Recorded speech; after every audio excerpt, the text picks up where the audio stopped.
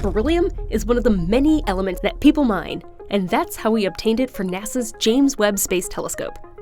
It exists in many rocks, just in tiny quantities. We collected rocks with the highest amounts of beryllium, crushed them up, put them through many chemical processes, and these rocks only have 0.25% beryllium. To explain beryllium's rare beginnings, we need to talk about the cosmic origins of most elements.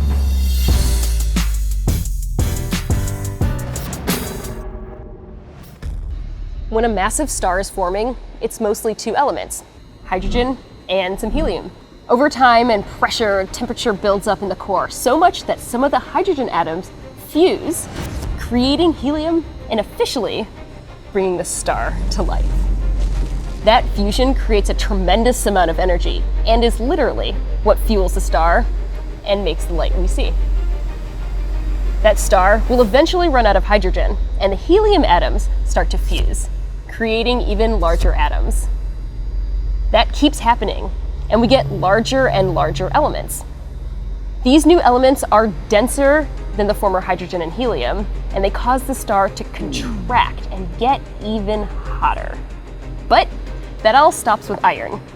There isn't enough energy to fuse something more substantial, so once there's too much iron in a star, which means that there's no fuel, it dies, but not without a dramatic exit. The core collapses under the pressure, and all of the atoms knock around into one another, which causes a sort of shockwave, and it explodes into a supernova. This is the energy needed to create heavier elements. This is when more than half of the elements in the periodic table are made. But beryllium is not in that mix. Look at where it is on the table. It has an atomic mass of 4, much smaller than the heavy new elements. So why isn't beryllium made when the other small elements were? It's just too unstable. If, during the chaos of a supernova, a cosmic ray hits one of these newly formed larger elements, a special reaction happens.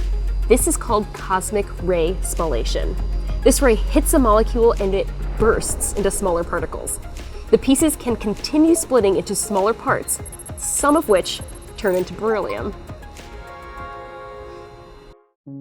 It takes a supernova and a cosmic ray to reduce a large element into what could be a variety of combinations and sizes to create beryllium. No wonder it's so rare.